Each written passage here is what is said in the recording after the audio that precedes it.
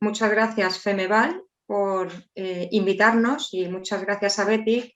Y en las mismas palabras que Chimo ha comentado, que entre Carlos, Iciar y yo existe una estrecha y larga relación en el tiempo, yo diría que también existe entre nosotros y Abetic y Femeval, puesto que llevamos muchos años también colaborando con Abetic, trabajando en temas, en temas legales, en temas de cumplimiento normativo y asesorando a las empresas de informática en relación a cómo tienen que encauzar, tanto para ellas como para terceros, como para prestar servicios a terceros, pues todo lo que son las normas del derecho enfocadas al mundo de las tecnologías de la información. Así que, bueno, pues nos sentimos como en casa y en este punto voy a empezar ya directamente hablando de cuál es mi aportación inicial para abrir boca en el tema del compliance, que es qué son los programas de compliance, qué campos abarcan, si son obligatorios o son voluntarios y, en definitiva, qué relación tienen con lo que es los canales de denuncia, que es la directiva que ahora mismo España tiene pendiente de transponer y que entraría en vigor o deberíamos haber traspuesto antes de diciembre del 2021 y que, bueno, y que obligará a las empresas y administraciones públicas a llevar a cabo una determinada labor en relación con los programas de compliance. Pero voy a empezar Ana, hablando... discúlpame que te interrumpa un segundito, simplemente por recordarles que ya empezamos a meter baza, pero yo tengo el chat abierto, creo que la gente puede mandarnos preguntas, entonces yo lo tengo abierto, si alguien quiere preguntarnos algo para hacer esto un poco más dinámico, yo lo tengo aquí, intento trasladar las preguntas o resolveroslas. Muchas gracias y discúlpame. Fenomenal. Genial, me parece una buena interrupción, Carlos. Además, así lo hacemos que la gente pueda intervenir y resolver sus dudas. Vale, empezaba hablando un poco de lo que son, qué son los programas de compliance, ¿vale? Y qué es la palabra compliance. Yo diría que para no confundir a los asistentes, pueden traducir directamente el compliance con yo cumplo. El compliance es simplemente decir yo cumplo y explicar el cómo se cumple, ¿vale? Lo que ocurre es que hablamos de compliance porque en el mundo del derecho ha ocurrido lo que ha ocurrido en el resto de ámbitos sociales, civiles, mercantiles, empresariales, administrativos, que es dos cuestiones, digitalización y globalización. ¿Qué hemos conseguido con la globalización? Pues lo que hemos conseguido con la globalización es también hablar en el mundo del derecho de cómo se resuelven los problemas y los conflictos desde el marco anglosajón. Estábamos acostumbrados a un derecho continental y ahora lo que hemos traído son las formas de actuar de los americanos y de los ingleses, ¿vale? Y desde este punto de vista hemos incorporado palabras y tecnicismos y anglicismos como es el compliance. Y en definitiva el compliance simplemente es yo estoy cumpliendo la norma. Lo que ocurre es que sí que hay una característica importante para los abogados, que es en el marco del cumplimiento normativo y los programas de compliance, tú cumples la norma, pero la norma no te dice cómo la debes de cumplir. Es decir, tú tienes que hacer un ejercicio inductivo de establecer medidas para cumplir la legislación vigente en los distintos ámbitos de materia.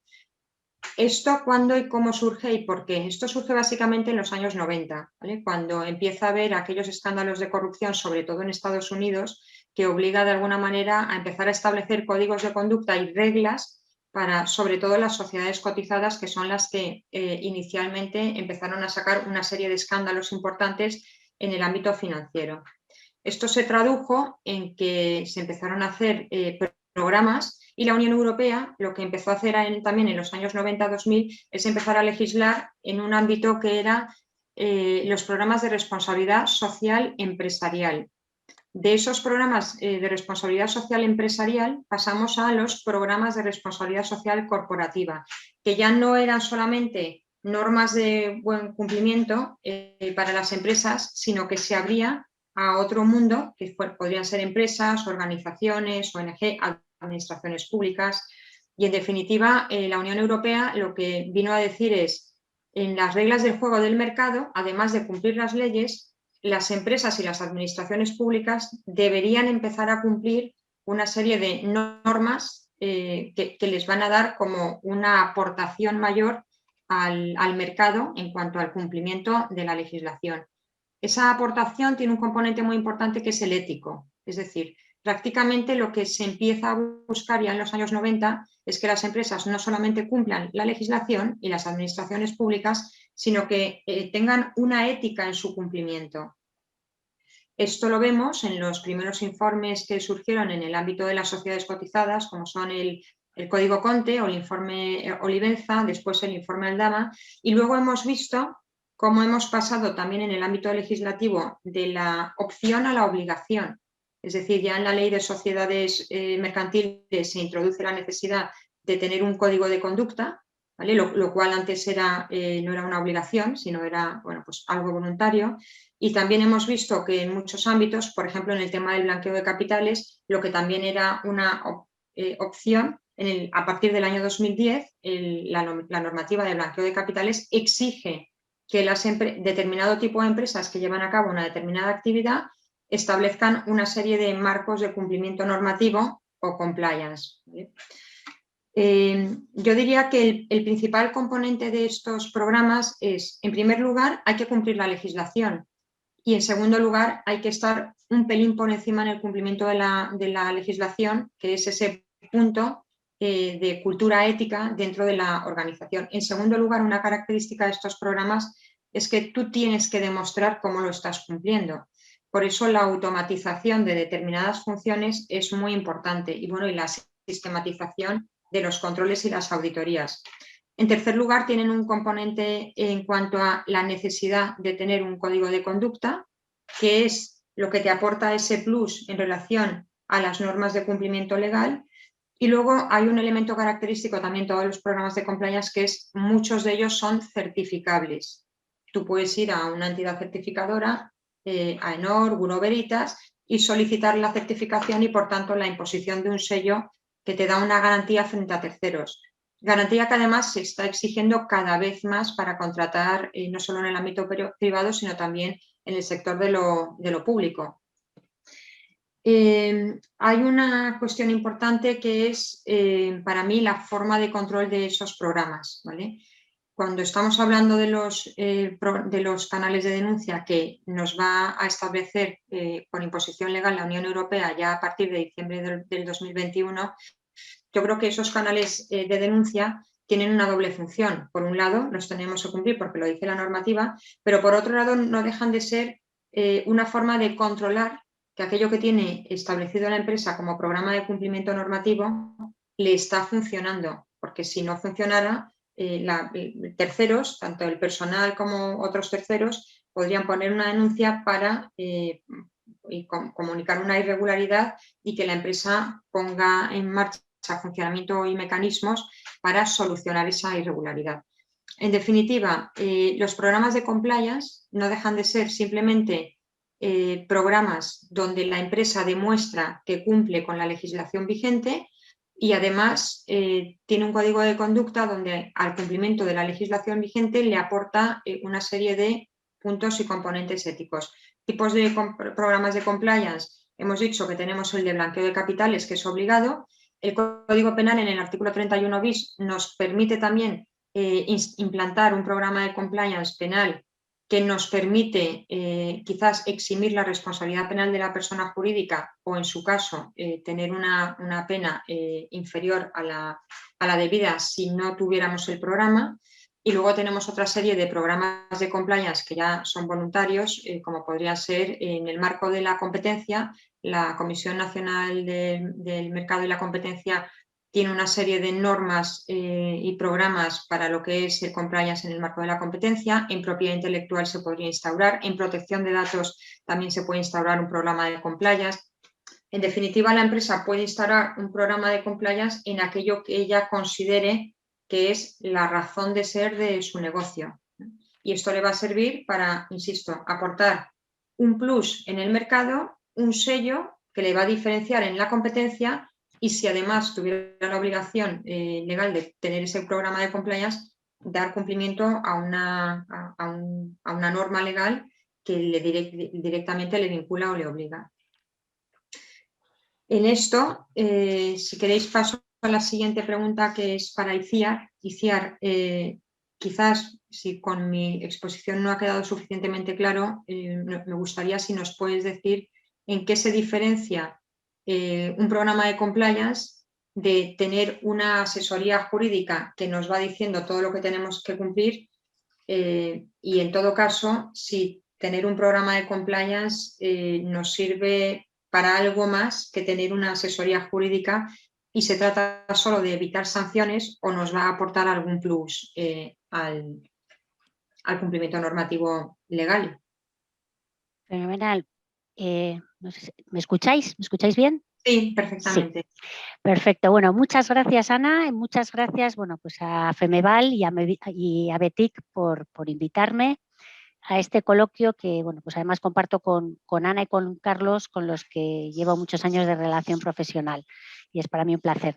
Bueno, en primer lugar, Ana, coincido plenamente en tu exposición, ¿no? O sea, creo que compliance tiene ese punto de ética, ¿no? de un prisma ético que lo diferencia de la asesoría jurídica, porque claro, muchos pensaréis, bueno, vamos a ver, si asesoría jurídica y compliance en los dos planos tratáis de hacer cumplir la ley, ¿qué lo diferencia? Bueno, pues yo aquí os voy a dar un par de pinceladas de algunos detalles que creo que son importantes para diferenciarlos y para ver por qué son complementarios, porque yo creo que son dos áreas absolutamente complementarias. En asesoría jurídica, los que nos hemos dedicado durante años a la asesoría jurídica, a lo que te dedicas es a interpretar y aplicar la ley en beneficio del negocio. En realidad le vas a decir a la empresa lo que la ley le permite hacer, lo que puede hacer. Estamos en el plano de lo que se puede hacer. Compliance va un paso más allá. Compliance es un área de soporte cuyo objetivo fundamental es fomentar la cultura ética de la compañía. Luego vamos a ver que es imprescindible partir de un compromiso previo con el cumplimiento y con la integridad. Y para ello, crear y desarrollar un sistema de gestión de incumplimientos, porque al final compliance, que es una nueva forma de hacer negocios, es en realidad un sistema de gestión de riesgos en este caso de incumplimiento. Y como todo sistema de gestión de riesgos tiene elementos de prevención, vamos a establecer una serie de elementos que nos permitan prevenir incumplimientos, vamos a establecer mecanismos para detectar los incumplimientos, y aquí es donde viene a colación los canales de denuncia, de los que luego vamos a hablar, y vamos a establecer también mecanismos para responder a esos incumplimientos. Entonces, en compliance, con todo esto, lo que le vamos a decir a la empresa es lo que debe hacer, desde el plano de lo ético, porque además estamos hablando de incumplimientos, no solo de incumplimientos legales, sino también de incumplimientos muchas veces de compromisos éticos que adquiere voluntariamente la empresa. Por ejemplo, una ley te puede no obligar a, por ejemplo, a reciclar tu papel, pero tú asumes voluntariamente el compromiso de hacerlo. Bueno, pues un incumplimiento en este sentido también es un incumplimiento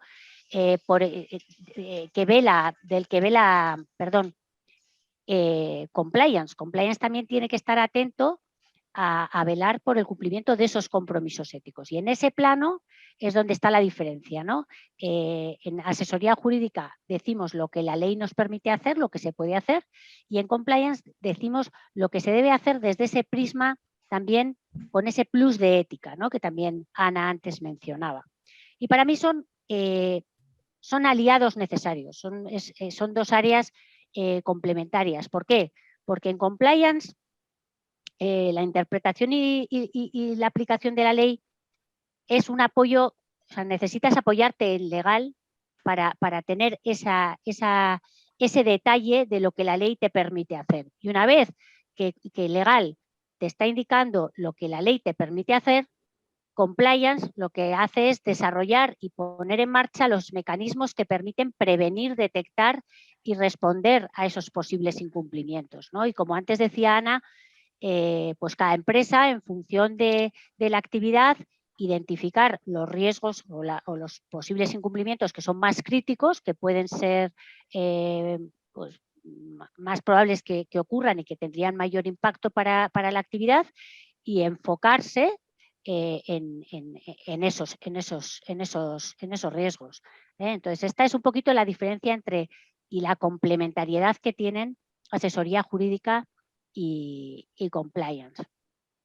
Luego creo, Ana, que también me estáis diciendo compliance, ¿por qué y para qué? Porque claro, uno puede decir, bueno, compliance, ¿por qué y para qué? Aquí este es un punto importante. Compliance tiene este esquema que decíamos de gestión de riesgos con mecanismos de prevención, detección y respuesta, pero es imprescindible que exista un compromiso desde la alta dirección de la empresa con el cumplimiento, una vocación de integridad, de hacer las cosas bien por el mero hecho de hacerlas bien, es decir, aunque nadie nos vea. Esto es imprescindible para que el programa de compliance que diseñemos y que implementemos en nuestra organización sea real y sea efectivo.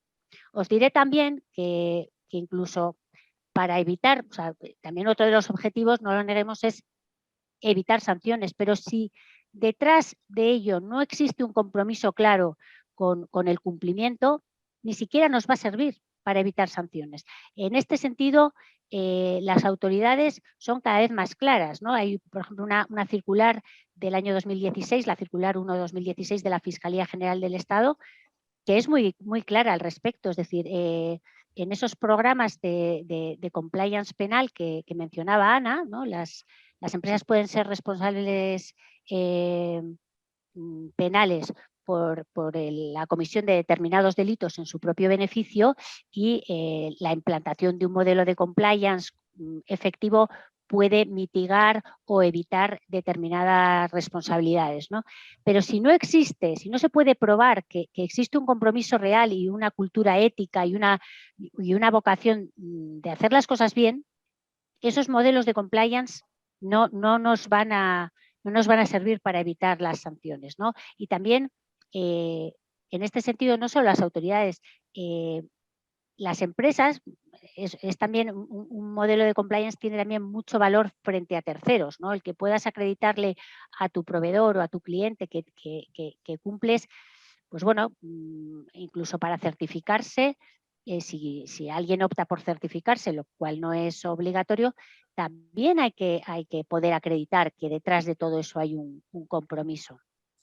Entonces, bueno, pues esta cultura de compliance tiene que venir desde arriba, desde lo más alto de la organización, ¿no? Y el objetivo y compliance funciona como una correa de transmisión, un equipo de soporte que lo que permite es que esa voluntad de cumplimiento que impulsa la alta dirección baje hasta el último empleado, hacer que esa cultura baje hasta el último empleado. En mi opinión, para eso, porque compliance, hay que tener claro que compliance somos todos, es decir, el área de compliance es quien impulsa y quien gestiona determinados elementos que configuran el modelo que implantemos, pero en definitiva, cada uno de los riesgos que queramos evitar están localizados en los distintos procesos del negocio. Entonces, es fundamental involucrar a todos los empleados para que esos distintos procesos que desarrollan cada una de sus funciones se vea contagiada por esa cultura de cumplimiento y, en definitiva, pues compartan la voluntad de hacer las cosas bien por el mero hecho de hacer las cosas bien, ¿no? Entonces, ahí yo creo que es muy importante también la labor de los mandos intermedios, porque en una organización muy grande, pues muchas veces el consejo de administración queda muy lejos, ¿no? El CEO es alguien a quien no vemos a diario, e incluso en organizaciones más pequeñas, pues para un empleado su referente directo, y esto es una cuestión de cultura, ¿no? Su referente directo es su jefe directo, su supervisor directo, al que vemos todos los días cómo actúa. Si mi jefe cumple las normas, pone mucho interés en saber qué se espera de él, cómo tengo que cumplir, qué es lo que me dice la política de la empresa que tengo que hacer o que no tengo que hacer en mi relación con terceros, en mi relación con competidores, en el tratamiento de los datos personales o en cualesquiera aspectos que queramos cuidar. Si mi jefe directo es escrupuloso y es responsable y es cuidadoso con esos aspectos, pues lo más probable es que las personas que trabajen con él también lo sean.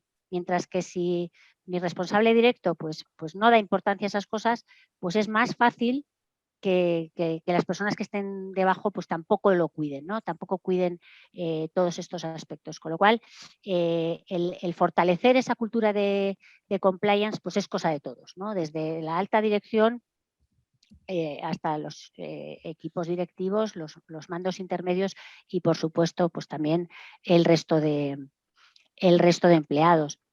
Y bueno, pues compliance en definitiva, con estas pinceladas que os estoy dando, os dará la idea de, y a mí es de hecho lo que me apasiona de compliance, que tiene distintos componentes, ¿no? Tiene componentes de gestión de riesgos, tiene componentes de comportamiento humano, de cultura empresarial, tiene un fuerte componente legal. Por supuesto, hay que tener bien identificadas cuáles son esas normas que nos aplican y que queremos evitar incumplir.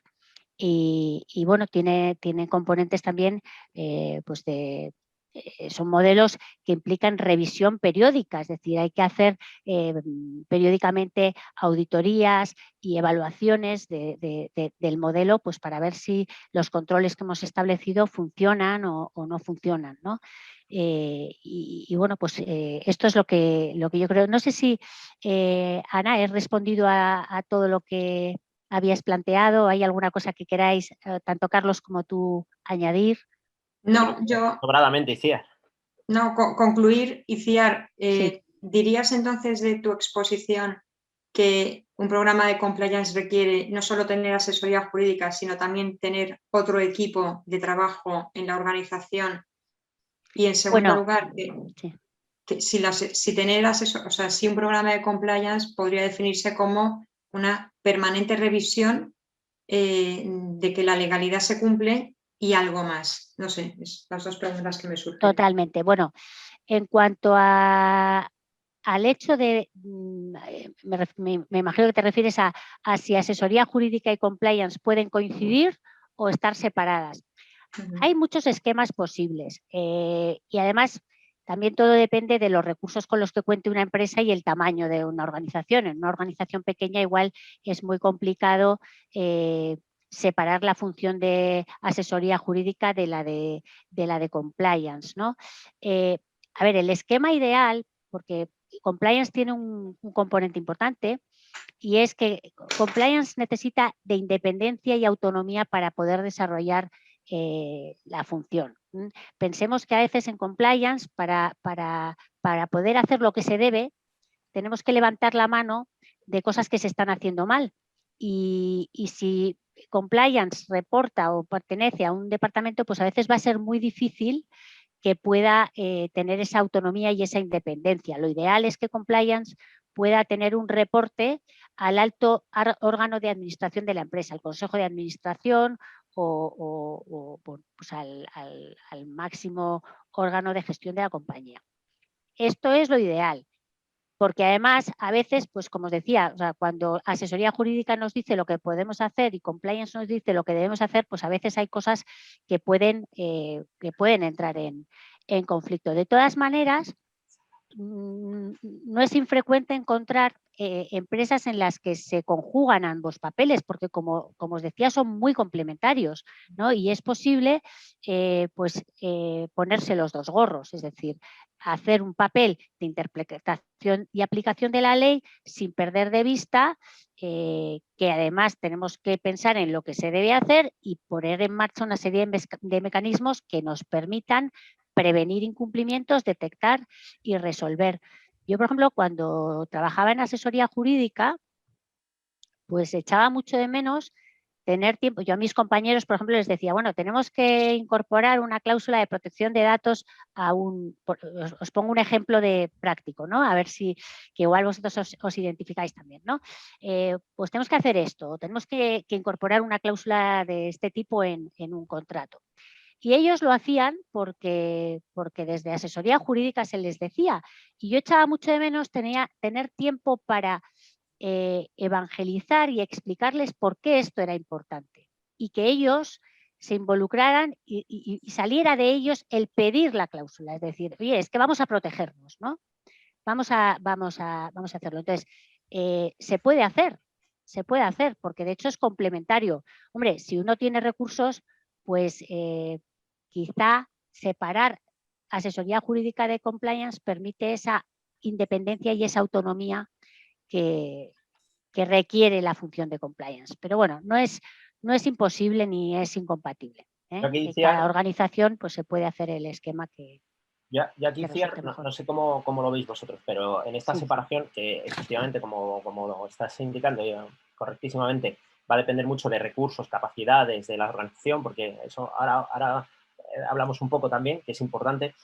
O sea, yo aquí como veo la chistera, ¿no? De ponerte una y otra, o sea, y aunque suene mal, porque luego asesoría jurídica tiene otros focos dentro de la actividad, de su día a día, ¿no? Pero yo como lo veo es, compliance es quien me está dictando las normas para evitar que pase algo, y cuando algo pasa tengo que ir a asesoría jurídica para que el impacto que me provoque esa acción sea lo menor posible. O sea, un poco la línea divisoria entre las dos cosas. Claro, luego lógicamente hay puntos de conexión que son más difíciles de separar, como tú bien decías. Oye, es que yo tengo un compliance, protección de datos, que me exige meter una cosa en los contratos, quien gestiona el contrato es asesoría jurídica, con lo cual la cláusula va a definir asesoría jurídica. Claro. Pero un poco es así, ¿no?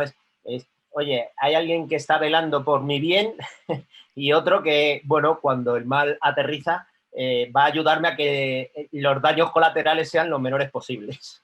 Totalmente, hay acciones legales a posteriori. O sea, en compliance se hace mucho labor ex ante, ¿no? De prevención.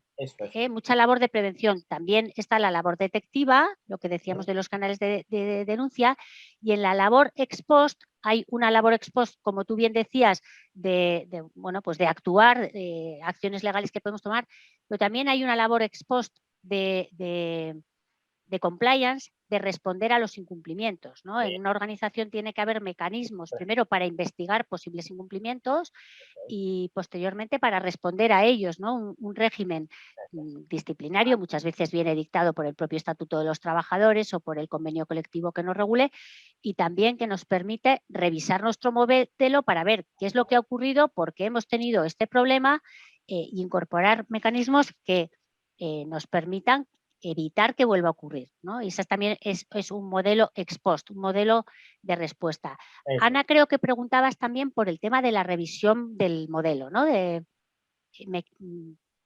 Ana, no sé si me equivoco. Creo que...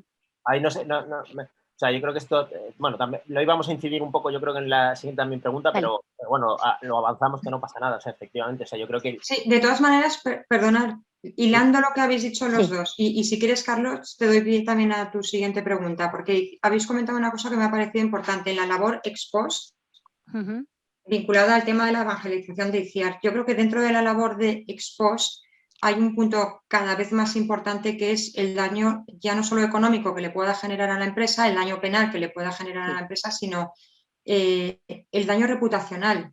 Totalmente. Yo, por ejemplo, ahora mismo, con todo este tema de la globalización, hay una asociación importante que está ubicada en Austria y que fue además la que consiguió, a través de una demanda, que bueno, Europa tuviera que declarar nulo el acuerdo por el cual Europa podía transferir datos personales a Estados Unidos. Recientemente en prensa ha salido una noticia de que esta misma asociación ha denunciado a unas 600 empresas en Europa por no cumplir la normativa cookies, ¿vale? Y la asociación sigue un modelo que es: te denuncio, te doy un plazo para que repares, y si no, voy a ir a las autoridades locales, voy a denunciarte en las autoridades locales, pero entre tanto yo estoy publicando en prensa que te he denunciado, que no cumples y que por tanto eres un daño para la sociedad. Entonces, la famosa pena de telediario, ¿no? Que el mero hecho de que salgas en la prensa ya te está causando un daño. Estoy completamente de acuerdo. Claro. Sí, sí.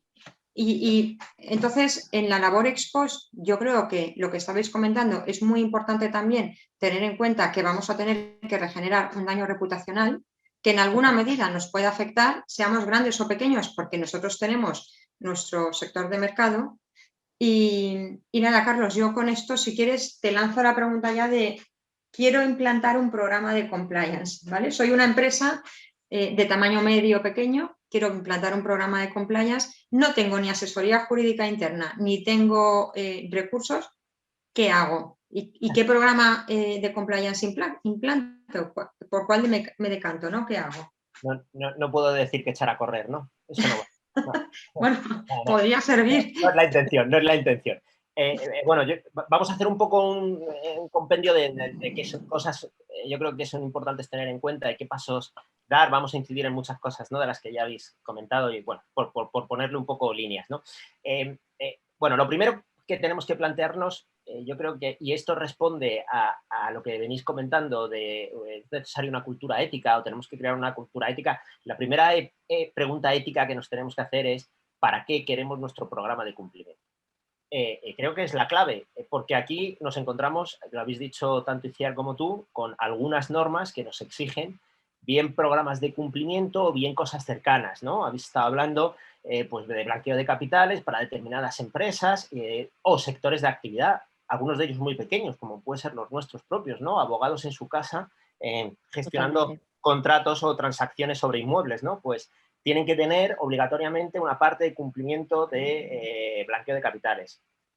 Hay otra, que también la has apuntado tú, Ana, y que yo creo que es interesante incidir también un poco después, que es la parte de protección de datos, que la gran normativa o el cambio normativo es que básicamente se ha convertido la normativa en materia de protección de datos en un programa de cumplimiento normativo. O sea, Totalmente. Sí, totalmente.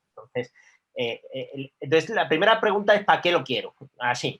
Lo quiero para poder contratar con una administración pública porque me lo exigen, entonces tengo que presentar un tocho de papeles enormes y no sé qué, no sé cuánto, o realmente quiero implantar un sistema que me ayude a, en unos casos, cumplir obligaciones legales estrictas y en otros casos simplemente a tener una vocación, una cultura empresarial que me ayude a minimizar mis riesgos derivados de las normas.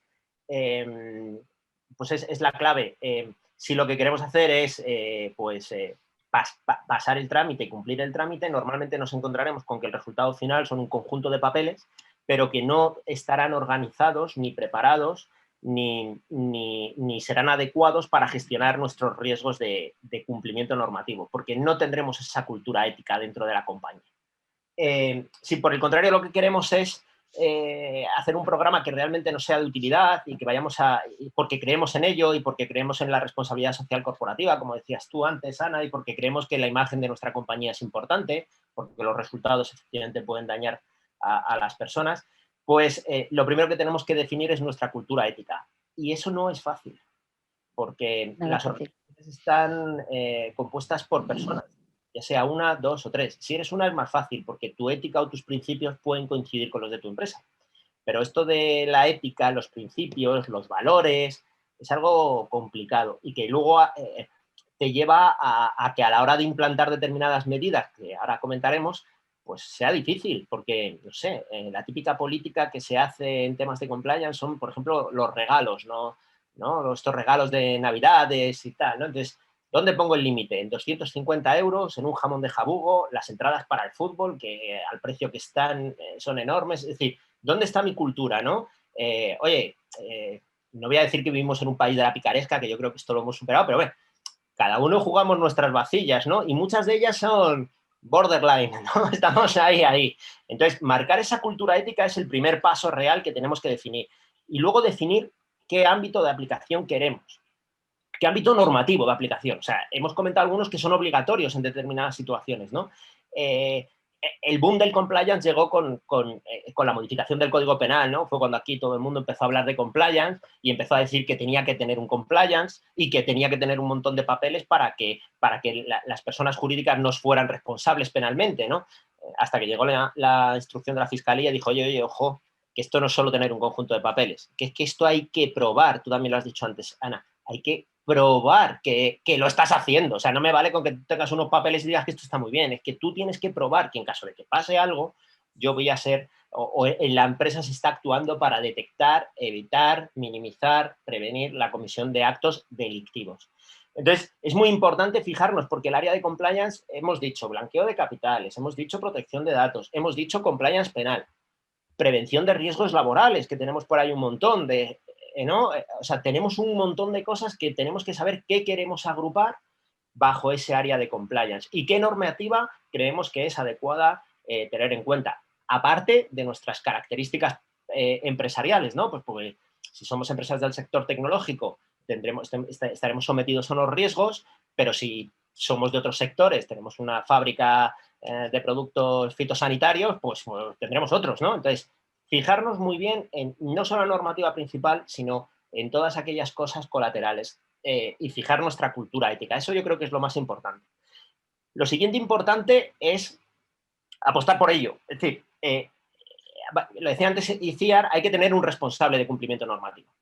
Y ese responsable, dentro de cada una de las estructuras, lo podremos determinar en asesoría jurídica, lo podremos determinar donde sea, pero evidentemente tiene que ser una persona independiente, con capacidad de decisión. No podemos dejar al responsable de cumplimiento normativo con una dependencia jerárquica de cualquier persona dentro de la organización. Lo decía antes ICIAR, tenemos que tener ahí un reporting directo con el órgano de administración. Sus decisiones son delicadas en muchas ocasiones. Y ojo, porque las decisiones en empresas pequeñas, no tanto, pero en empresas medias, pueden afectar muchas veces a mandos intermedios o alta dirección, porque son los que en muchas ocasiones tienen relación con proveedores, tienen relación con clientes, llevan a cabo los deals y sus conductas muchas veces pueden estar en tela de juicio, con lo cual tiene que ser alguien que no esté sometido a presiones de el director general, del director comercial, porque lógicamente va a perder el gran elemento que tiene que tener el área de compliance o la persona que lidera el compliance, que es la independencia. Es una persona que tiene que ser independiente porque es ese Pepito Grillo que está dentro de la organización diciendo, oye, que esto tiene que ser así, oye, que esto tiene que ser así. Entonces, si está sometido a presiones, es un error evidente, es imposible de ejercer el trabajo. Y de hecho, si os dais cuenta, en la normativa de protección de datos, cuando se crea una figura parecida, que es el DPO, en los casos que hay que tenerlo y tal, una de las características esenciales es esa, es la absoluta independencia del DPO. De hecho, se está cuestionando, ¿hay algún procedimiento judicial abierto sobre el blindaje laboral que pueden tener estas personas dentro de sus tomas de decisiones?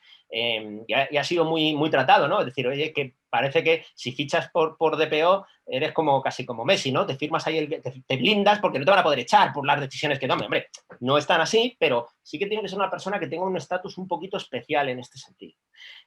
Bueno, una vez que hemos decidido esto, lo que tenemos que ponernos es manos a la obra. Y lo más importante es centrarnos yo creo que en la parte de, vamos a llamarle prevención, ¿no? Un capítulo grande que es la prevención. Para prevenir, yo lo primero que tengo que hacer es identificar. O sea, una vez que he creado mi cultura ética, he visto mis áreas normativas que quiero abordar en mi programa de compliance, tengo que identificar mis riesgos y tengo que medirlos.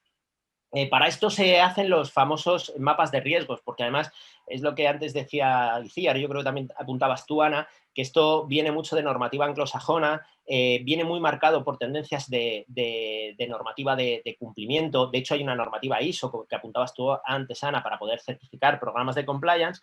Entonces viene muy de ahí, que seguro que a muchos de los asistentes que estén hoy en la sesión les suena mucho más que a los abogados, ¿no? Lo que es la parte de mapas de riesgos, sobre todo por la parte de tecnología, que también en muchos proyectos estaréis trabajando con mapas de riesgos tecnológicos. Pues básicamente es lo mismo, es decir, tenemos que ser capaces de identificar con el alcance que hemos fijado cuáles son nuestros riesgos y con eso medir el impacto que puede causar y la probabilidad de que se cause. Es el sistema matricial típico del mapa de riesgos. Esto es algo a lo que en muchas ocasiones se presta poca atención. ¿Por qué digo esto? Bueno, pues porque hacemos un análisis de nuestro mapa de riesgos muy por encima. Cogemos, venga, vamos a ver, me voy a coger, venga, el de código penal, pues me cojo los delitos, voy a mirar. Vale, yo soy una empresa tecnológica. Bueno, pues muy difícil, ¿no? Que haya un delito de, no sé, me lo invento, de exhibición de pornografía, ¿no? Pues esto es muy raro. Bueno, es muy raro o no tan raro, ¿no? Si alguien mal usa medios tecnológicos, entra en determinados ámbitos, va a dar una clase un día a un colegio de formación de tecnología y sacan la pantalla allí porque se le escapa, ¿no? Se hizo viral un vídeo en YouTube de alguien que iba a dar una charla y cuando conectó su ordenador lo que había allí era un poco más delicado de lo que tenía que hablar. Bueno, pues, oye, es raro, ¿no? Es muy raro que esto nos pase, sí, pero no es imposible, con lo cual tenemos que hacer un análisis concienzudo y exhaustivo de nuestros riesgos y medirlos de verdad. Una vez que hemos medido nuestros riesgos, lo que tenemos que hacer es controlarlos. Por eso es tan importante el mapa de riesgos, porque en función de la probabilidad de que suceda, lo que tendremos que hacer es intentar minimizarla. Y para eso lo que tendremos que hacer son protocolos que minimicen esos riesgos y controles periódicos para que estos riesgos queden cuanto menos disminuidos, ¿no? Yo creo que es otra de las partes muy importantes. Y esto va a depender mucho de cada organización. No solo en cuanto a los riesgos, que cada uno tendrá una, sino que además puede que haya empresas que sean exactamente del mismo sector, pero que por cultura o sin habérselo planteado ha puesto ya ciertos remedios en determinados riesgos porque lo ha visto muy claro. Por ejemplo, en vuestro sector, la tecnología, pues ha podido ver muy claro en área de desarrollo de software temas relacionados con propiedad intelectual y otra empresa le ha dado menos importancia. Entonces nos podemos encontrar con muchos matices. Igual que con la periodicidad de los controles, es decir, tendremos que ver qué periodicidad es la adecuada para nosotros hacer mini auditorías de nuestros procesos para poder verificar que los controles que tenemos implantados para evitar el riesgo legal pues realmente funcionan, ¿no? O sea, que no lo dejamos ahí dormir en el sueño de los justos. Yo creo que el siguiente punto dentro de esta prevención que es importante es el tema de la educación. Y esto es algo que tampoco se presta demasiada atención, muchas veces por el tamaño de las organizaciones. Pero si hemos dicho que la ética es difícil, que es muy difícil implantar una cultura, porque cada uno tenemos nuestras ideas y es muy difícil crear ese ritmo o ese conjunto de principios de la organización, bueno, trasladarlos y bajarlos es mucho más complicado. En organizaciones de un tamaño medio, pues resulta que es que al final la persona que tiene que hacer una determinada cosa está muy alejada del órgano de dirección, está muy alejada del responsable de cumplimiento, con lo cual si no somos capaces de crear esa cultura empresarial a través de la formación, muy difícil que el programa de cumplimiento normativo sea correcto. Y yo aquí también hay una cosa que quiero imponer, ¿no? Hemos hablado del canal de denuncias, que es otra de las cosas que entra dentro de la siguiente fase, pero es importante que seamos capaces de resolver las consultas de la gente. O sea, que pongamos mecanismos para que la gente nos pueda transmitir sus dudas, sus preocupaciones, sus inquietudes, no solo cuando piense que algo se ha hecho mal, que lo ponga de manifiesto dentro de la organización, sino que también cuando tenga dudas de cosas que él tiene que hacer, seamos capaces de resolvérselas. Tener un canal de resolución de consultas es muy útil para esa formación y luego porque también nos va a ayudar a, oye, si hay mucha gente que se está planteando determinadas cosas, a lo mejor no hemos sido suficientemente claros, hay que incidir en la formación, a lo mejor hay algo que estamos haciendo mal y que está suponiendo ya un mecanismo de identificación o de detección de un riesgo de algo que estamos haciendo mal, ¿no? O sea, es muy importante que haya fluidez en cuanto a la información en esta materia. Por último, vinculado a la parte de la prevención está la parte de la detección. Y aquí incide el canal de denuncias, que yo lo voy a citar, luego hablaremos un poquito más adelante, pero es lo más importante. Nosotros dentro de la organización tenemos que ser capaces de detectar que se está haciendo algo mal, porque ese es el principio del programa de cumplimiento normativo. Es precisamente la detección, prevenir y detectar. Cuando yo detecto algo, tendré que actuar, pero es importantísimo detectar. ¿Y cómo voy a detectar? A través de canales de denuncia. Aquí el legislador ha sido muy hábil y de hecho es una de las primeras obligaciones que nos pone. Y aquí todo el mundo tiene que ser capaz de poder denunciar cuando ve que algo está mal hecho. Os comentábamos el tema de la formación o de la resolución de consultas es un punto muy importante para la detección. Y también la detección propia de la organización a través de esas auditorías de cumplimiento de nuestros modelos, de ir verificando cómo se están haciendo las cosas, pues que realmente yo pido 3 ofertas a los proveedores Voy a poner ejemplos muy básicos, pero 3 ofertas a los proveedores, pues tengo que auditar eso y ver si hay un área que no lo está haciendo, o otra que sí que lo está haciendo, u otra que no está rellenando los cuestionarios de asignación de proveedores. Bueno, pues todo esto nos va a ayudar a detectar posibles incumplimientos. Y yo creo que por último está la respuesta, ¿no? Que también nos apuntaba antes Iciar, que es la parte un poco posterior. Es decir, yo ya tengo implantado mi sistema, tengo totalmente documentado y preparado el sistema para que pueda actuar en la detección y en la prevención, pero si pasa algo, tengo que actuar. ¿Y cómo tengo que actuar? Pues también nos decía antes Iciar, tengo que tener un régimen disciplinario claro y conocido por la organización. En muchas cosas, en muchos momentos marcados por la propia normativa, ¿no? El estatuto de los trabajadores, convenios colectivos, etcétera. En otras ocasiones serán simplemente medidas internas, medidas disciplinarias internas que, lógicamente, al estar en un ámbito laboral deberán de estar legitimadas, no ser desproporcionadas, etcétera, pero tendremos que llevarlas a cabo. Tendré que tener también un mecanismo de respuesta con acciones concretas, es decir, acciones que nos ayuden a mitigar y que nos ayuden a reparar los posibles daños que hayamos causado. Y por último, lo que tenemos que hacer es monitorizar permanentemente el sistema, estar permanentemente retroalimentando, es decir, cuando yo he detectado un riesgo, cuando yo he prevenido un riesgo, cómo afecta esto a mi modelo, tengo que cambiar mis procedimientos, tengo que actualizar determinada información, se me ha ocurrido una nueva medida que antes no lo había contemplado, pero que ahora es muy útil para volver a prevenir situaciones como la que he vivido. Es un círculo cerrado, ¿no? Y continuo el programa de cumplimiento normativo.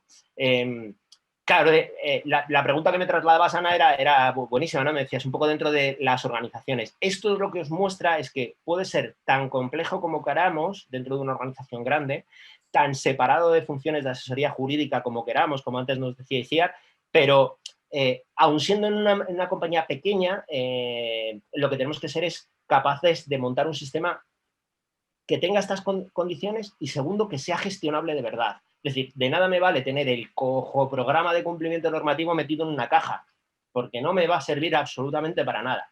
Tengo que ser capaz de hacer algo que dentro de mi organización se pueda ejecutar y se pueda cumplir. Si no, mi programa de cumplimiento normativo va a ser absolutamente un cero. No va a valer para nada.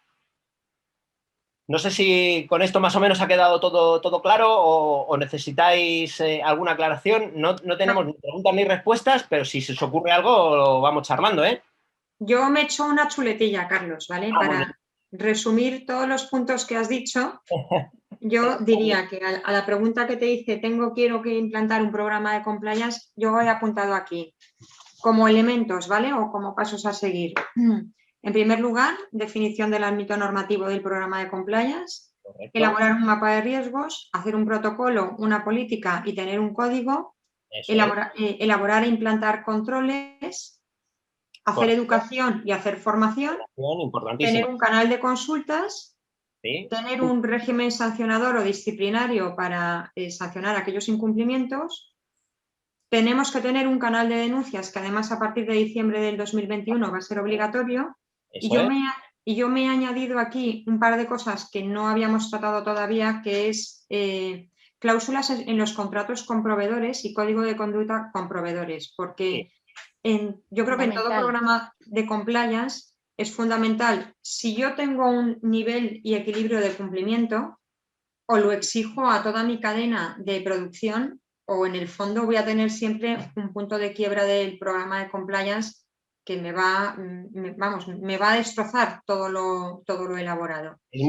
Coincido totalmente. Sí, además, si os dais cuenta, esto como todo son modelos que van escalando pero hacia abajo, es decir, las grandes organizaciones con las que seguro muchos de vosotros trabajáis son los primeros que adoptaron políticas de cumplimiento de responsabilidad corporativa y ya veis que en estos tipos de contratos son los primeros que han hecho temas de compliance, etcétera, y ya veis que si tenéis un contrato encima de una gran organización, las cláusulas estas de cierre que aparecen siempre son cláusulas relativas a responsabilidad social corporativa a cumplimiento normativo y en muchos casos hasta cumplimiento respecto del medio ambiente, ¿no? Nos lo hemos encontrado en muchos contratos. Son estas típicas cláusulas de cierre que además, es curioso, son innegociables, ¿no? Sobre cualquier otra parte del contrato, pero estas son innegociables o difíciles de negociar, por lo menos en los casos que yo me he encontrado. Pero sí, Ana, coincido contigo y coincido con Ciar. Súper importante. Yo diría, Carlos, que son innegociables, entre otras cosas, porque precisamente el sector financiero está sujeto a cumplir obligatoriamente los programas de compliance de blanqueo y anticorrupción, que ya están definidos en las normas legales, y en esas normas legales a ellos les obligan a establecer esta serie de cláusulas que, por tanto, son innegociables. Es decir, quien trabaje con un banco o cumple o está fuera. Luego, hay una cosa, yo quería añadir al hilo de esto, que me parece importantísimo, o sea, esto que mencionas precisamente de cuidar nuestra relación con terceros, que yo lo ubico dentro del modelo de compliance en los controles. Y un control muy importante que se hace en las organizaciones son las due diligence de terceros.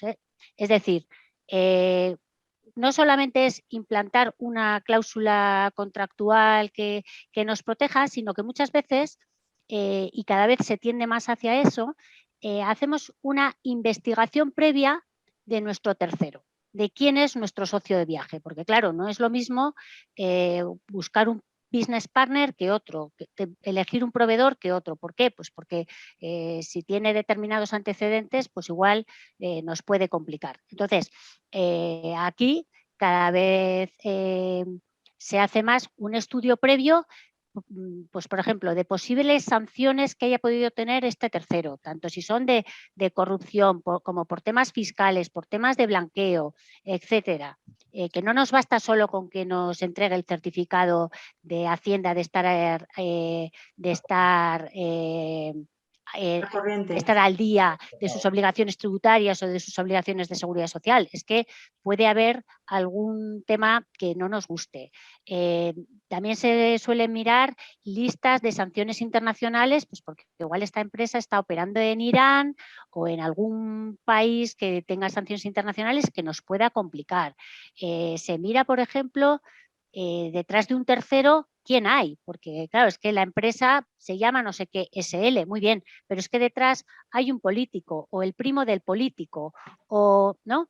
Se suele mirar todo ese tipo de cosas que a veces nos dan la alerta de un problema con el que nos podríamos encontrar. Entonces, a partir de ahí se toman decisiones y igual en esa cláusula contractual que vamos a incorporar al contrato, pues le pedimos unas garantías adicionales, porque en su caso, con los antecedentes que tiene o con alguna noticia o alguna información adversa que podamos llegar a conocer, pues nos permite protegernos mejor. Entonces, cada vez, o sea, ese punto de cuidado de nuestra relación con terceros y de que es pura prevención, porque es pura prevención, yo lo veo importantísimo y me alegro además que lo haya sacado, sí. Ana. Además, Iciar y Ana, que no eres consciente muchas veces del alcance de esta normativa ni de estas cláusulas y tal, hasta que no te pones a verlo. O sea, yo os cuento un poco una experiencia más práctica, pero que te ayudan a que tu empresa o tu cliente o la organización se adecue a ciertas normas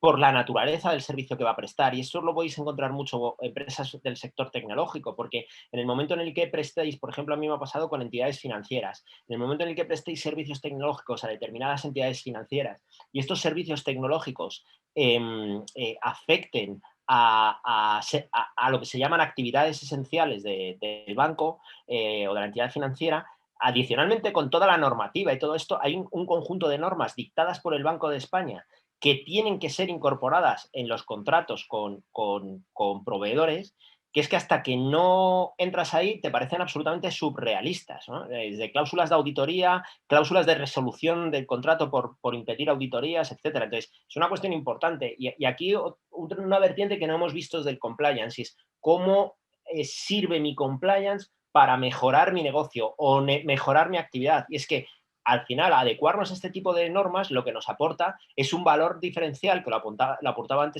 también antes Iciar, que es distinción en relación con la competencia. Es decir, si yo tengo mi servicio, tengo mis procesos, tengo mi tecnología, adecuada al cumplimiento de una determinada normativa, voy a tener un valor diferencial sobre mis proveedores que, lejos de ser solo un centro de costes, lo que voy a tener es un centro de generación de negocios, porque me van a permitir superar estas due diligence que decía Iciar, va a permitir que cuando vaya a presentar el servicio a una entidad financiera lo vea así y diga, pues si es que esto es justo lo que nosotros necesitamos, y con otros proveedores nos encontramos con un peligro. Entonces, ojo que tenemos esa doble vertiente, ¿no? Que en muchas ocasiones esta parte de compliance nos puede servir para mejorar nuestro negocio y para dar un elemento de competitividad adicional y de mejora respecto de nuestros competidores. Sí, yo de hecho, habéis mencionado, Carlos, tú has mencionado un ejemplo interesante que era, ¿vale?, el tema de la pornografía. Tener pornografía infantil dentro de un ordenador en la empresa es un delito ya de por sí. Sí. Por tanto, yo me voy a ir a un caso incluso mucho más real, que además aquí en la Comunidad Valenciana ha aparecido en medios. Y lo voy a vincular directamente a la ciberdelincuencia, ¿vale? Ahora mismo la ciberdelincuencia o los ciberdelitos están a la orden del día.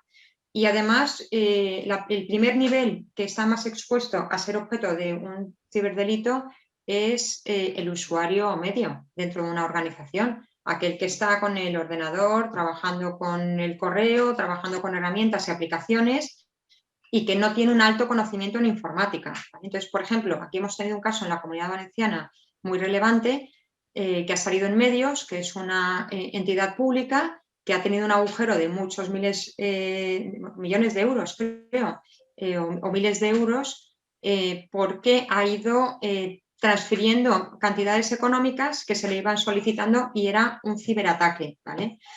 ¿Qué problemas ha tenido esta empresa pública? El primero, lo primero que ha hecho es, además de, bueno, ahora mismo está en un procedimiento penal, ¿vale? Todas las personas que han sido objeto de este ciberdelito. Pero la primera medida que ha adoptado es un programa de compliance penal, o una de las primeras medidas. ¿Por qué? Pues porque ahora mismo no puede o no tiene esa garantía de eximente o atenuante en la comisión del delito que ha sufrido.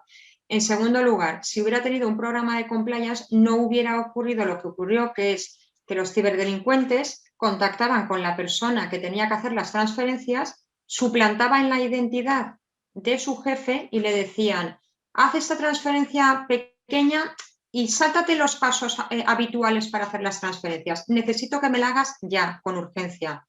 Y esta persona iba transfiriendo dinero, ¿vale?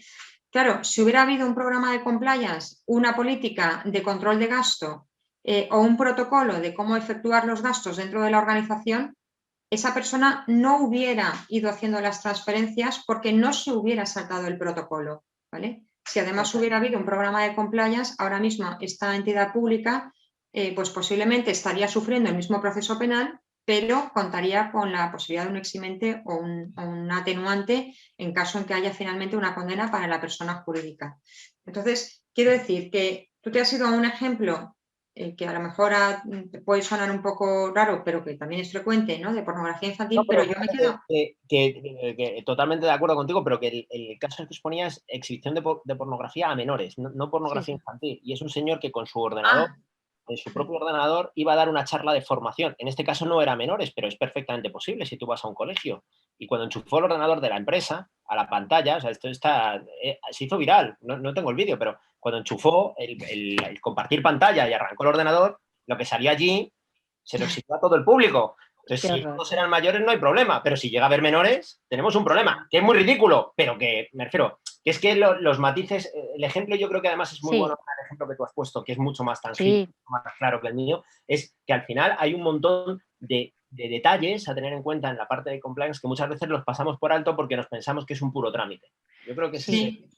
Yo lo que creo es que, o sea, el riesgo cero no existe en las organizaciones, ¿no? Y a pesar de que establezcamos medidas, pues hay cosas que pueden ocurrir en todas las casas, a veces intencionadamente y otras veces, pues bueno, por circunstancias que ocurren. Entonces, cuanto más, o sea, yo creo que quizá una empresa no puede gestionar absolutamente todos los riesgos, por eso es importante lo que decía Carlos, de ponderar impacto y probabilidad y ser eficientes enfocándonos en aquellos riesgos que realmente son más críticos para nuestra actividad, pero es muy importante establecer controles sólidos que nos permitan evitar esos riesgos, porque efectivamente es que pueden pasar, o sea, como decía Ana, o sea, si esta empresa hubiese tenido una serie de controles, pues quizá no hubiese ocurrido esto, ¿no? Y eso demuestra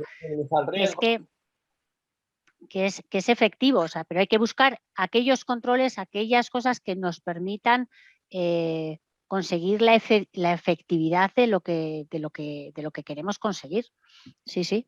En esto, precisamente, es muy importante también la labor de la informática y la automatización de los procesos. Total. Es decir, si tú al final tienes automatizado, controlado y con un programa de gestión todo el tema de los gastos, hombre, puedes ver que haya una transferencia irregular hecha de dinero, pero evidentemente en el tiempo eso no se te hubiera alargado. Pero también pongo un ejemplo muy habitual en el mundo de la ciberdelincuencia.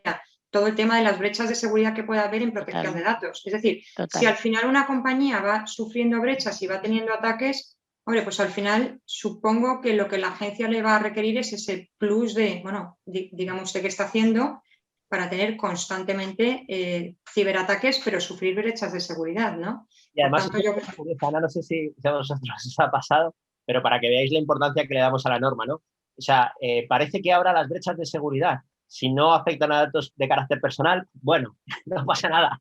O sea, no, que es que tengo brechas de seguridad, aunque entren en cualquier sitio. No, pero ¿había datos de carácter personal? No, como tenemos una norma que nos está regulando, bueno, aparte de otra normativa que hay también, que regula sectores esenciales de actividad y que también regula el tema de las brechas de seguridad, pero si hay datos de carácter personal, le estamos restando importancia a otro tipo de ciberataques, por lo menos desde una perspectiva jurídica. Y ojo, que es que ese otro tipo de ciberataques nos puede estar llevando a incumplir otra serie de normativa o a que colateralmente se exponga determinada información que es confidencial, aunque no sea un dato de carácter personal. O sea, que es que yo creo que es una cosa que tenemos que tener mucho más a la orden del día, ¿no?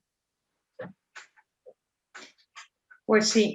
Bueno, yo retomo un poco el orden de las preguntas, Carlos. Venga, fenomenal. Si quieres, o sea, yo creo un poco por ir viendo y recopilando informaciones y este tipo de cosas, yo creo que lo siguiente que teníamos por aquí puesto, Ana, es que si se trataba solo de llevar a cabo un mapa de riesgos, un órgano de cumplimiento, un código ético y un canal de denuncias, ¿no? Que es un poco el resumen que hemos hecho y tal, pero ¿y cómo afectaría el entorno del cumplimiento de la normativa en materia de protección de datos toda esta parte del compliance?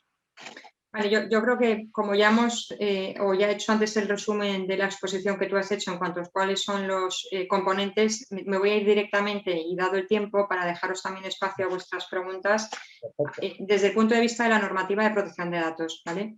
Yo creo que la importancia de aplicar bien la normativa de protección de datos a cualquier programa de compliance es la misma que la de aplicar la normativa a cualquier proceso que tenga la entidad. Es que si no cumplimos la normativa de protección de datos, se nos cae directamente todo el programa, porque lo que nos va a decir cualquier autoridad de control o cualquier juez es que lo estábamos basando en un tratamiento ilícito y, por tanto, es posible incluso que en una vía judicial la prueba sea inválida.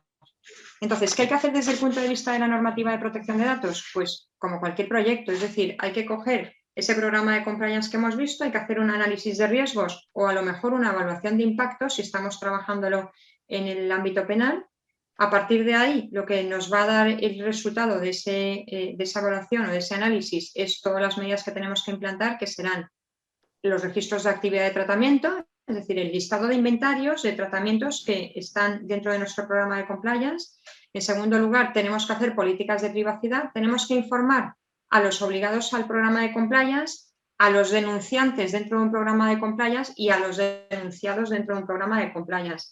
Tenemos que tener también una política de limitaciones, porque la normativa nos permite que en determinadas circunstancias no informemos a los denunciados de que están siendo parte de un proceso de investigación, pero con una serie de garantías y con una serie de obligaciones, ¿vale? No podemos no informarles nunca, tiene que haber unos plazos y luego tenemos que informarles al inicio a todos los potenciales sujetos expuestos a ser denunciados de que esos tratamientos se van a dar. En tercer lugar, si tenemos una ayuda externa, bien sea porque hemos externalizado una parte del compliance o bien sea porque en el marco de una investigación contratamos abogados, contratamos investigadores privados, empresas terceros de confianza, ¿vale? O empresas de informática que nos van a sacar una prueba electrónica, tenemos que firmar un contrato de encargo de tratamiento con todos estos terceros, que también es una obligación de la normativa de protección de datos. Tenemos que tener políticas de protección de datos, tenemos que saber garantizar los derechos cuando son ejercitados, y luego hay 2 puntos o 3 puntos en los que la autoridad de control hace hincapié. En primer lugar, los plazos de retención. No todos los datos tienen los mismos plazos de conservación en un programa de compliance, y luego además tenemos normativa específica, por ejemplo, dentro del blanqueo, obligatoriamente tenemos que mantener los datos durante 10 años, ¿vale? Si estamos en el marco de un canal de denuncias, pues tenemos 3 meses máximo para mantener ahí los datos, y si no, los tenemos que pasar a otro sistema que no sea el propio canal de denuncias, pues tenemos que ir mirando a ver cuáles son todos los plazos de retención que en un momento determinado nos pueden estar aplicando. En segundo lugar, la seguridad. Tenemos que poner medidas de seguridad en todos esos tratamientos de datos que vamos a llevar, y luego lo que nos pide la autoridad de control es en aquellas personas que van a estar manejando datos que pueden tener una cierta sensibilidad por formar parte de una denuncia o de una irregularidad, la agencia nos pide cumplir especialmente bien el principio de minimización en cuanto a cuántas personas pueden acceder a esos datos, y un refuerzo en las obligaciones de confidencialidad de esas personas, es decir, que les exijamos una garantía escrita de que la información que van a manejar será confidencial y así se va a mantener confidencial. Y luego, finalmente, yo diría aquí, como en cualquier proyecto de protección de datos, tenemos que valorar la opción de tener un delegado de protección de datos o no tenerlo, o ver si dentro del marco de la normativa estamos obligados a tener un delegado de protección de datos o no lo estamos. Y bueno, en ese escenario, cualquier programa de compliance es lo que tiene que contemplar dentro de lo que es el cumplimiento de la normativa de protección de datos. Yo Ana, perdona que te interrumpa, yo te pondría especial atención, que además yo creo que es un poco lo que nos va a comentar ahora Itziar, la relación del propio canal de denuncias vinculado con el impacto en protección de datos que tiene. Porque de hecho hemos asistido durante una época a cuestiones absolutamente dispares entre organismos de control o supervisión, pues en relación con el anonimato, por ejemplo, de las denuncias. La Agencia de Protección de Datos en unos momentos decía que no tenían que ser anónimas, porque tenían que estar identificados los denunciantes, la Fiscalía decía que eso era una barbaridad, o sea, que a la hora del propio diseño del canal de denuncias, toda la perspectiva del tratamiento de datos personales, qué tipos de datos tratamos, los que son necesarios y los que son pertinentes o los que no, todo este tipo de cosas, pues yo creo que también hay que tenerlas muy en cuenta. Sí, de hecho, Carlos, todo esto, como yo he explicado al inicio, nace en los años 90, 95, 97, y las primeras obligadas a tener un canal de denuncias fueron las empresas que estaban vinculadas con las entidades americanas, que a través de las normas de la Sarbanes-Oxley estaban obligadas a tener canales de denuncia. Y el problema que en aquel momento, en el año 97, tenían las multinacionales que tenían filiales en Europa, pero especialmente en España, es que la Agencia de Protección de Datos elaboró informes diciendo que no se podían dar denuncias anónimas, con lo cual las empresas filiales en España de empresas americanas vulneraban directamente la normativa de protección de datos, o por lo menos vulneraban esa parte de la doctrina de la agencia, ¿no? Okay. Ese ha sido un problema constante en la evolución de la doctrina de la Agencia Española de Protección de Datos en protección de datos en este y en otros muchos sectores. Claro. Pero bueno, hilando esto ya con preguntarle, hacerle a Itziar la pregunta final, Itziar, si quieres explícanos o háblanos un poco qué es eso del canal de denuncias, que a partir de diciembre, en teoría, es obligado para todas las empresas en Europa, y en qué consiste, ¿no? Y en qué condiciones, o si todas las empresas están obligadas a tener un canal de denuncias, o hay alguna que se salve o se libre, y cómo lo tienen que hacer. Muy bien, gracias, Ana. Bueno, los canales de denuncia, lo hemos mencionado, no son nuevos, ¿no? De hecho, pues ya en el Código Penal, cuando se permite que las empresas puedan eximir su responsabilidad penal por la comisión de determinados delitos en su propio beneficio a través de la implementación de un programa de compliance, uno de los elementos de ese programa de compliance, que ya menciona el Código Penal, son los canales de denuncia. Pero, como antes mencionaba Ana, en este plano eran voluntarios, es decir, establecer un modelo de compliance y sus elementos para eximir la responsabilidad penal era algo voluntario. La novedad ahora estriba en que la Directiva de Protección del Denunciante en el ámbito privado, ¿no? Voy a limitarme a hablar de lo que aplica a las empresas privadas, obliga a las empresas de más de 50 trabajadores a establecer canales de denuncia que permitan reportar de forma confidencial, esto es muy importante, infracciones de normativa o comportamientos poco éticos y al mismo tiempo a garantizar la protección del denunciante frente a posibles represalias. Esto es muy importante pues porque bueno, muchas veces el miedo que puede tener un denunciante a la hora de reportar algo que esté en su conocimiento es las posibles represalias que pueda tener por esto. Entonces, bueno, pues lo que la directiva quiere es, en definitiva, fomentar los modelos de compliance, porque como hemos dicho, un canal de denuncias es un elemento detectivo de incumplimientos que tiene sentido dentro de un modelo de prevención, detección y respuesta a incumplimientos, y hacerlo con unas determinadas garantías. Ana ha mencionado antes que el plazo de transposición de la directiva es diciembre de 2021. En España todavía no existe un borrador de ley de transposición de esta directiva, pero sí que tenemos elementos para conocer cuál será el marco de referencia en el que las empresas tendrán que implementar estos canales de denuncias, ¿no? Si tenemos algunos elementos. Lo primero que quiero decir en este sentido es que esta obligación que impone la directiva, pues para las empresas se puede ver como una obligación, tengo que cumplir, tengo que hacerlo, o se puede hacer como una ventana de oportunidad. Y yo creo que es lo que es realmente, ¿no? Dentro de este marco de los programas de cumplimiento, pues tener un elemento que nos permita detectar y conocer lo que no se hace bien en la empresa, pues es muy interesante. Nos puede permitir reaccionar a tiempo, nos puede permitir poner medidas para evitar que vuelva a suceder y para reforzar esa cultura de cumplimiento de la que hablábamos, ¿no? Ello implica, como decíamos, que el canal esté integrado dentro de un modelo de compliance y que además, bueno, pues se aterricen determinados elementos que luego os contaré. La directiva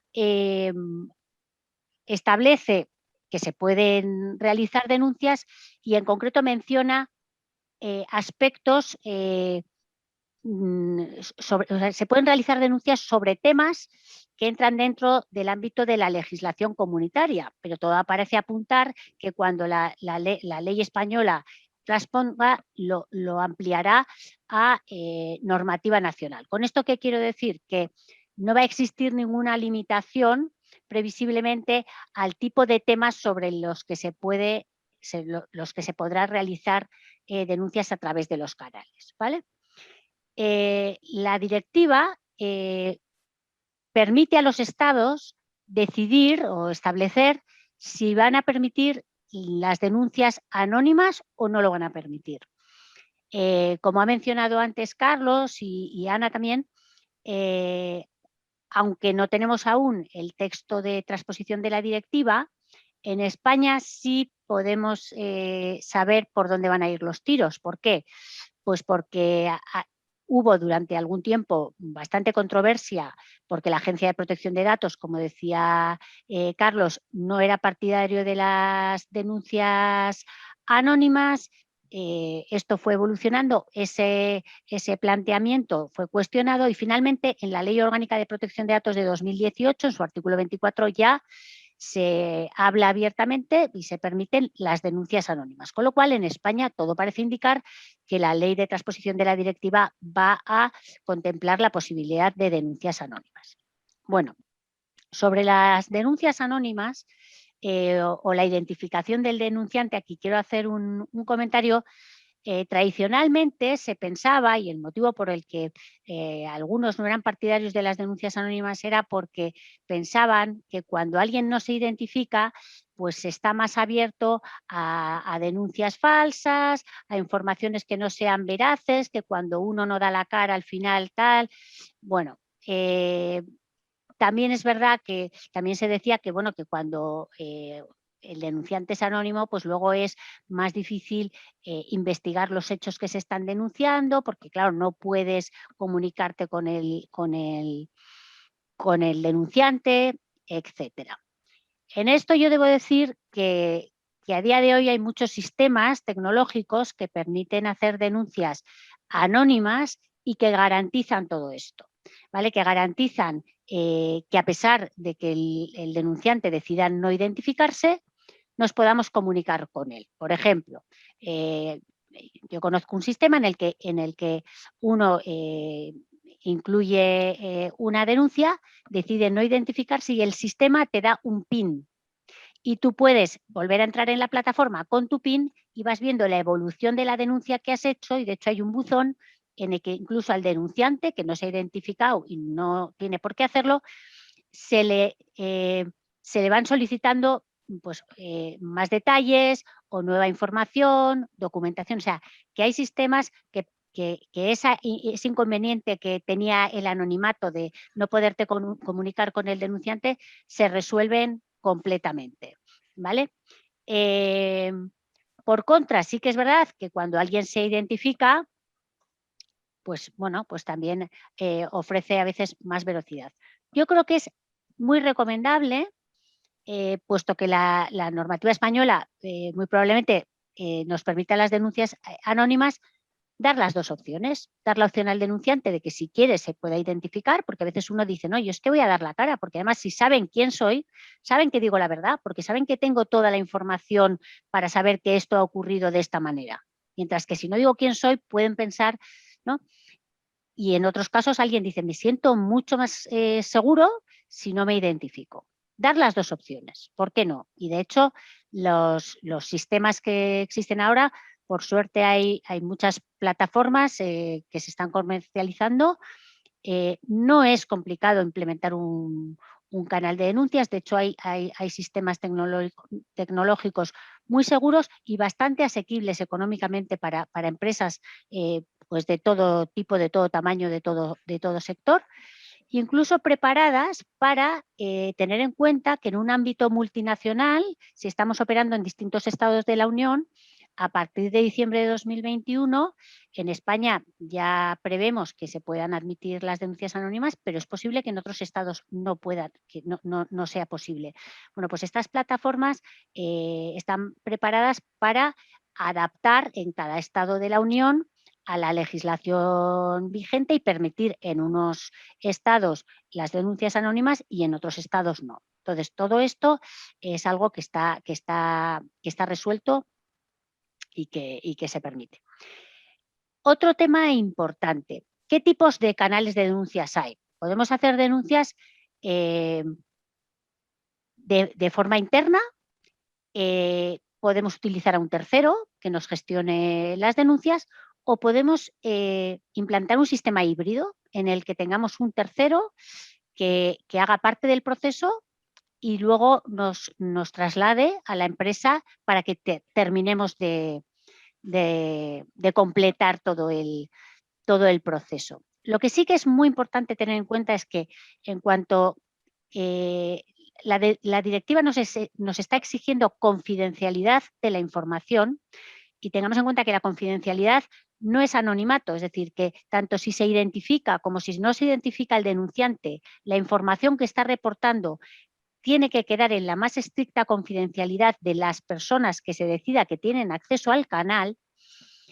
Es muy importante que los medios que utilicemos garanticen todo esto. Entonces, un correo electrónico no garantiza la confidencialidad y no garantiza tampoco el anonimato. Hay que adoptar sistemas que, por ejemplo, impidan acceder a los metadatos de la información que estamos aportando, porque ahí podemos llegar a saber quién ha hecho la denuncia o sistemas que permitan acceso fácil por otras personas. Entonces, esto es muy importante, pero se puede hacer tanto un sistema interno, donde la denuncia llegue, se emita internamente y llega internamente y se gestione en todo el proceso, como con un externo que de hecho, bueno, pues sea el que ante una denuncia decida pedir más información, incluso podemos incorporarlo a todo el procedimiento de investigación de las acciones, etcétera, o un sistema híbrido que yo creo que son muy buenos. Por una parte te quitan parte de la gestión, pero al final tienes tú el control para terminar el círculo. Otro tema importante que quería decir es que cuando implantamos un canal de denuncias es fundamental establecer una política que describa todo el procedimiento de canal de denuncias. Primero, para que los denunciantes y también los denunciados sepan cómo funciona. ¿Cómo va a funcionar nuestro canal de denuncias? ¿Qué tipo de temas se pueden denunciar? Si vamos a admitir o no denuncias anónimas. Por ejemplo, la directiva establece que en el plazo de 7 días desde que se ha realizado la denuncia hay que enviar un acuse de recibo al denunciante. Bueno, pues dejar claro este plazo. Dejar claro también en qué momento se le va a comunicar al denunciado que ha sido denunciado, porque también el denunciado en ese procedimiento va a tener derecho a defenderse, a hacer alegaciones, a explicarse. A veces puede haber una explicación posible, ¿no? La directiva también establece que en el plazo máximo de 3 meses, plazo máximo, es decir, la legislación de transposición de la directiva puede decidir perfectamente que el plazo sea inferior, en el plazo máximo de 3 meses hay que responder a esta denuncia, hay que decirle al denunciante qué ha ocurrido con lo que él ha denunciado, ¿no? Y después de esos 3 meses, de ese plazo máximo de 3 meses, pues hay que destruir, o sea, hay que cerrar el proceso y eliminar la información. También hay que dejar claro quién va a tener acceso al canal de denuncias. Y aquí hay que establecer quién tiene sentido, ¿no? Pues, por ejemplo, podemos establecer que tenga acceso alguien de compliance, alguien de auditoría, ¿no? Incluso alguien de recursos humanos. Yo soy partidaria de dejar a recursos humanos al margen. Recursos humanos puede tener, y tiene un papel muy importante si como consecuencia de la investigación derivada de la denuncia hay que imponer una sanción. Ahí sí que recursos humanos tiene que intervenir, pero yo creo que en el momento de profundizar en la denuncia e investigar, pues compliance y auditoría tienen, incluso en un momento dado, el área que se pueda ver afectada por la denuncia, pues pueden tener un papel importante, ¿no? Esto hay que dejarlo claro. También hay que dejar claro que se garantiza la protección al denunciante. Como os decía, uno de los principales miedos que tiene alguien para denunciar son las posibles represalias a su denuncia, ¿no? Y represalias de todo tipo, ¿no? La directiva establece un catálogo de posibles represalias como, por ejemplo, el despido por haber denunciado o que te impidan o que te denieguen una promoción o el acceso a una formación que hayas solicitado o que no te incrementen el salario. Todo tipo, hay un catálogo importante de represalias. Es muy importante, sobre todo si queremos establecer un canal que sea efectivo, que realmente reciba denuncias que nos puedan aportar información de valor para fortalecer nuestro modelo de compliance, dejarle claro a los empleados que sus denuncias no van a recibir ningún tipo de represalia y que va a haber alguien que va a estar compliance velando porque esto sea así. Es muy importante. Y luego, como decíamos antes, pues establecer un procedimiento de investigación, de escribirlo en ese canal de denuncias. Bueno, pues qué va a pasar con las denuncias, las vamos a investigar y tal. Otra cosa importante, hay que dejar claro que cuando una denuncia es veraz, se investiga y tal, pero cuando una denuncia es arbitraria o no es veraz, también ha de ser sancionable, ¿vale? Esto es muy importante porque no debemos fomentar el que al abrir un canal de denuncias valga todo. Esto es muy peligroso. Entonces, tiene que quedar claro que ante una denuncia falsa, una denuncia arbitraria o malintencionada, hay una respuesta, ¿no? Esta esencia de la respuesta a los incumplimientos que tiene compliance tiene que quedar clara aquí. Perdona que te corte, es que como sí, no. Estamos ya medio en plazo. Sí. No sé si te queda algo más que decir de esto. Poco más, dos cosas nada más. Una, que es muy importante garantizar que todos los empleados conocen, o sea, lo que decíamos antes de la evangelización, de la formación, de la comunicación, o sea, no solo aprobar una política del canal de denuncias, sino hacer que los empleados lo conozcan y fomentar que usen el canal. Muchas veces pensamos que como no recibo denuncias es que no hay incumplimientos en mi empresa. Ojo, que igual no se hacen denuncias porque no se conoce el canal o porque no se ha fomentado o porque la gente teme represalias porque no hay suficientes garantías, ¿no? Entonces, ese es un tema importante. Y esto era lo que hasta aquí era. No sé si tenéis algo que añadir vosotros. No, yo recapitulo si quieres en lo que has dicho, ¿vale? Yo creo que al final la directiva, cuando nos obliga, habrá que ver la transposición final de la norma, pero nos va a obligar a tener el canal y junto con el canal vamos a tener que tener procesos como el reglamento del canal, las políticas informativas, la determinación de los plazos de comunicación y tramitación de las denuncias, un procedimiento también para garantizar la confidencialidad. Tendrá la empresa que elaborar un procedimiento de investigación para que la investigación tenga unas garantías determinadas y tendrá la empresa que tener un procedimiento sancionador que vele por sancionar al que ha incumplido, pero también sancionar al que ha hecho una falsa denuncia y finalmente procesos de formación. Yo creo que Perdona, que creo que teníamos una pregunta que yo creo que acabas de responder, simplemente por dejar constancia que la estamos siguiendo. Nos estaban justo. ¿Cuál era? En el anonimato no se podía haber incrementado el tema de las denuncias falsas. Yo creo que tanto Iciar como Ana lo han expuesto claramente, ¿no? Vale, y yo con esto creo que la directiva también te permite tener canales de denuncias externos como redes sociales, etcétera, etcétera, lo cual la empresa, bueno, pues tiene que medir si realmente quiere que las denuncias acaben en redes sociales, lo que no creo que sea muy bueno, pero con esto ya doy pie a la última pregunta, Carlos, para ir terminando, que era, si no me pierdo, bueno, ¿cómo automatizamos todo esto? ¿Es necesario automatizarlo? ¿Nos viene bien automatizarlo? Chimo, no sé cómo estamos de tiempo.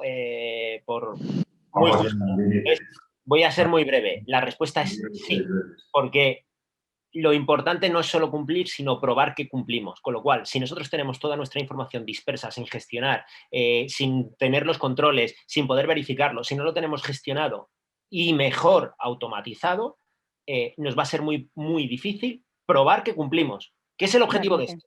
¿Y qué quiere decir tenerlo automatizado, Carlos? Pues hay software de gestión que nos van a ayudar muchísimo a llevar a cabo estas tareas. En mi opinión, un sistema de compliance bien montado requiere de un software que te ayude a gestionar el día a día, porque vas a tener controles, vas a tener que tener calendarios de tareas, vas a tener que documentar las auditorías, vas a tener que documentar tus denuncias, tu gestión de las denuncias, vas a tener que documentar. Entonces, eso perdido en el limbo y disperso, o eres un máquina en el archivo y en la concatenación, o si no, lo suyo es contar con un software de gestión que nos ayude a llevar esto el día a día.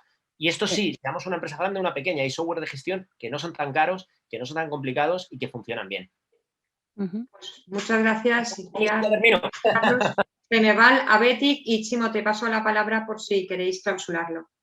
Vale, pues muchas gracias por vuestra colaboración. Nos habéis dejado mucho más intranquilos respecto a los riesgos que corremos. No era la intención, no era la intención. ¿Cómo que no? No era el objetivo. Es broma. Pero hay que ser conscientes de lo posibles riesgos que corremos que en muchos casos no somos conscientes. Por ejemplo, lo que habéis comentado, pues, de que alguien pueda tener o descargar pornografía en un ordenador de la empresa y que eso es un delito. Pues, a priori piensas que esos riesgos no los estás corriendo y realmente pues sí que los estamos corriendo. Entonces, nada, pues muchas gracias creo que tenemos una última pregunta. Sí. Vale. Bueno, Ausi nos pregunta que si vamos a enviar el vídeo y si se colgarán los vídeos en la web de Femeval, los tendréis en breve disponibles. Bueno, pues finalmente, nada, agradeceros vuestra colaboración, como siempre muy, muy interesante, y damos por cerrado el webinar. Gracias. Gracias a vosotros. Gracias a vosotros. Gracias a vosotros.